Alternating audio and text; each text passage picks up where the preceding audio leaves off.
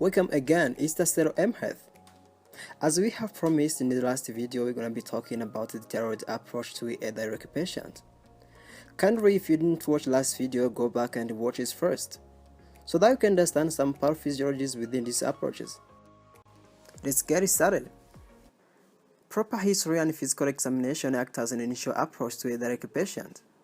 Knowing whether diarrhea is from community, hospital, or traveling plays a great role in diagnosis and treatments. If physical examination and proper history is not enough to make diagnosis, then you go for 5 simple simplified steps. The first step is to know what a patient means when he says of having diarrhea, because a lot of patients used to confuse diarrhea from impaction and incontinence. Thus, as a care provider, through direct questioning as well as performing anal squeeze on digital examination, will help you to differentiate all these 3 conditions. Incontinence is an involuntary release of rectal content. For a normal continence to happen, it should be having 2 important mechanisms: intact anorectal structure as well as an intact neuromuscular function. Thus, whenever either one is impaired, you will develop incontinence. Although a lot of patients with incontinence report loose stool, it is not really from dysregulated intestinal fluid or electrolyte absorption, though it is from dysfunctioning of anal sphincters. So if a patient is having frequent incontinence in absence of rectal urgency or loose stool, it should be evaluated for incontinence, not diarrhea. Impaction is a condition that occurs in patients who has been having chronic constipation, while those patient has inability to expel this large stool.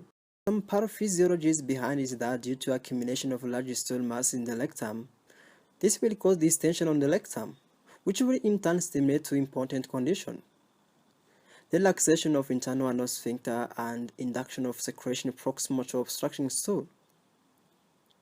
So when this fluid and some stool are being excreted through the anus, it will be reported as diarrhea. In this case, as care provider should do rectal examination in order to rule out all of this. The second step is to rule out medications as cause of diarrhea.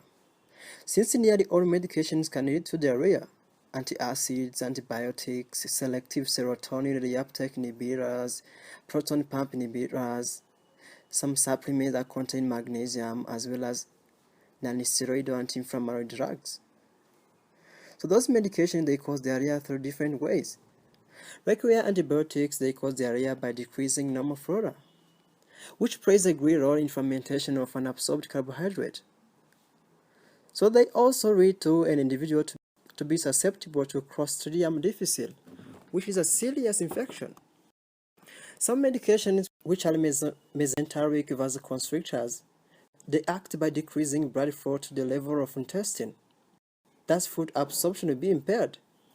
Some medications, which are supplements, they act by stimulating the fluid secretion, where they activate cyclic AMP. For non-steroidal anti-inflammatory drugs, they act by causing inflammation. Thus, diarrhea will result. Therefore, care for medication history is important in order to find this. You should ask a patient when he has started given medicine and an onset of diarrhea. If the above 2 steps wasn't enough to make diagnosis, then you will proceed to the third step, which is to categorize diarrhea into acute or chronic, depending on its duration. Acute diarrhea lasts for less than 2 weeks, while chronic diarrhea lasts for more than 4 weeks. If it's acute, its management is straightforward. Because acute diarrhea, they are usually self-limiting disease, and no need to do further evaluation. But under certain circumstances, such as in other people who are aged from more than 65 years old, presence of bloody stool, any infectious outbreaks, presence of fever, severe abdominal pain, in immunocompromised people, and history of recent antibiotic use, further evaluation such as stool testing is needed. Due to the fact that chronic diarrhea is not a self-limiting disease, further evaluation is mandatory. If you have found it to be chronic diarrhea, then you need to go to the fourth step, which is to categorize chronic diarrhea into inflammatory, fatty, and or watery. Inflammatory chronic diarrhea will be suspected if a patient is having small volume bloody stool, which can be accompanied by fever, tenesmus, and severe abdominal pain. Inflammatory diarrhea shows a disrupted mucosa. But there are other conditions, the medical conditions that do the same. I mean that shows disrupted mucosa. Those conditions are Crohn's disease, ulcerative colitis, radiation colitis, as well as neoplasms. Also infections such as TB, cytomegaloviruses, Entamoeba sortica, and Clostridium difficile. They can present the same way as chronic inflammatory diarrhea. To differentiate these different conditions from chronic inflammatory diarrhea, you should do flexible sigmoidoscopy or colonoscopy for detecting some structural changes. On lab studies in chronic inflammatory diarrhea should appreciate the presence of increased white blood cells, sedimentation rate, and C-reactive protein, as well as a decreased serum albumin level. The second type of chronic diarrhea is called fatty diarrhea, which will be suspected if a patient is having history of weight loss which is associated with fatty stool or steatorrhea. The two important mechanisms play a great role in development of fat diarrhea, which are malabsorption that is from defective intestinal wall, which mostly happen in case of celiac disease, which will result in impairment of nutrient absorption. Thus, steatorrhea will result. The second mechanism is maldigestion, which is either from pancreatic exocrine insufficiency or from inability to concentrate bile in the duodenum. Pancreatic exocrine insufficiency is a condition that happens mostly in a patient who has been having chronic pancreatitis, inability to concentrate bile in the duodenum. It is from two important mechanisms.